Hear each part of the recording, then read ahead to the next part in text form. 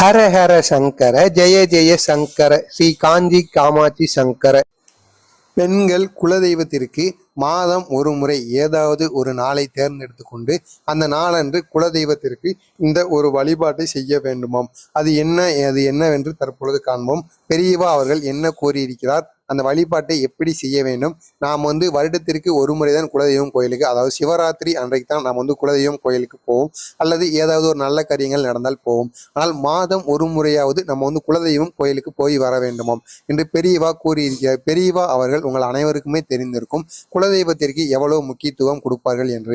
எனவே நீங்கள் மாதம் ஒரு முறை குலதெய்வம் கோயிலுக்கு போக முடியவில்லை என்றாலும் உங்களது வீட்டில் குலதெய்வத்திற்கு மாதம் ஒரு முறை இந்த ஒரு பூஜையை மட்டும் குலதெய்வத்திற்கு பண்ணிவார்கள். குலதெய்வனின் ஆசியானது உங்களுக்கு எப்பொழுதுமே இருக்கும், கஷ்டங்களே வராமல் வாழ்க்கை செழிப்புடனும் வாழ முடியும் என்று அவர் கூறியிருக்கிறார். இது அவர் கூறியது யாருக்காக என்றால், வெளிநாட்டில் இருப்பவர்கள், வெளியூரில் இருப்பவர்கள் அவர்களுக்காக தான் பெரியவா இந்த ஒரு செய்தியை கூறியிருக்கிறார். அது என்னவென்றால், பெண்கள் ஒரு நாளை ஒதுக்கிக்கணுமாங்க. மாசத்துல ஒரு நாள் ஞாயிற்றுக்கிழமையில ஏதாவது ஒரு ஞாயிற்றுக்கிழமை ஒதுக்கிக்கணுமா. அன்னைக்கு கறி எதுவுமே வீட்டுல எடுக்கக்கூடாது. காலையில் 5:30 5 மணி அந்த அளவில் எந்திரிச்சிட்டு நீங்கள் இதை செய்யணுமாங்க. உங்களது வீட்டெல்லாம் அலசி விட்டணுமா. ஞாயிற்றுக்கிழமை ஒரு நாள் இதுக்கு ஞாயிற்றுக்கிழமை ஒரு நாள் நீங்கள் ஒரு 3 மணி நேரம் 2 மணி நேரம் டைம் ஸ்பெண்ட் பண்ணாலே போதும். குலதெய்வத்தோட ஆசி உங்களுக்கு முழுமையாகவே கிடைக்கும்.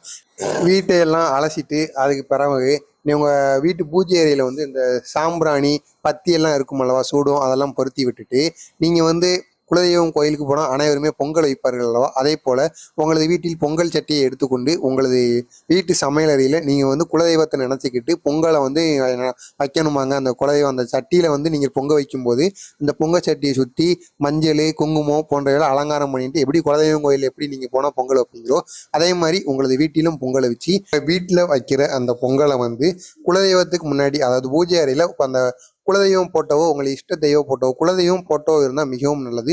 அந்த போட்டோவுக்கு முன்னாடி அதாவது நெய் வைத்தியமா இந்த பொங்கலை வச்சு நீங்கள் வழிபட்டு வரணுங்க. மாசத்துல ஒரு நாள் நீங்கள் இப்படி செய்யறதுனால குலதெய்வத்தோட அருள் உங்களுக்கு கிடைக்கணுமா. அது மட்டும் இல்லாமல் நீங்கள் சாமி கும்பிடும்போது பெண்கள் உங்களது, அதாவது உங்கள் குலதெய்வம் கோயிலுக்கு தான் என்னால் வர முடியல, இருந்தாலும் எனது வீட்டிலே நீங்கள் இருக்கிற மாதிரி குடியிருக்கிற மாதிரி நான் நினச்சிக்கிட்டு உங்கள் குலதெய்வ கோயிலுக்கு வர்ற மாதிரி உங்களுக்கு நான் நெய் வைத்தியம் வச்சு இப்படி படைச்சிட்டு வரேன். எனக்கு எல்லா கருணையும் காட்டுங்க, என் வாழ்க்கையில துன்பம் இல்லாமல் துயரம் இல்லாமல் நல்ல வாழ்க்கையும் நான் வாழணும் அப்படின்னு நீங்க நினைச்சிட்டு வேண்டிட்டு வர்றோமா. இந்த செயலை பெண்கள் மாதத்திற்கு ஒரு முறை செஞ்சாலே போதுமாங்க.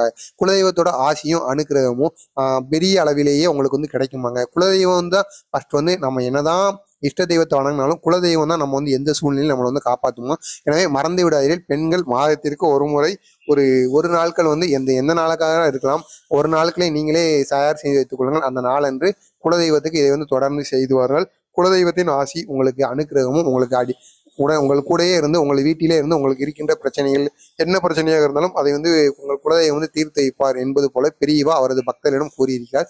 எனவே நீங்களும், அதாவது குலதெய்வம் கோயில் எவ்வளவு தொலைவில் இருந்தாலும் சரி, வெளிநாட்டில் இருந்தாலும் சரி, இந்த ஒரு பூஜையை மட்டும் மாதம் ஒரு முறை பெண்கள் மாதம் ஒரு முறை இதை செய்து வருவதனால் மிகப்பெரிய ஒரு அதிர்ஷ்டமும் அது மட்டும் இல்லாமல் நல்ல காரியங்களும் மங்களான காரியங்களும் உங்களது வீட்டில் நடக்குமாங்க.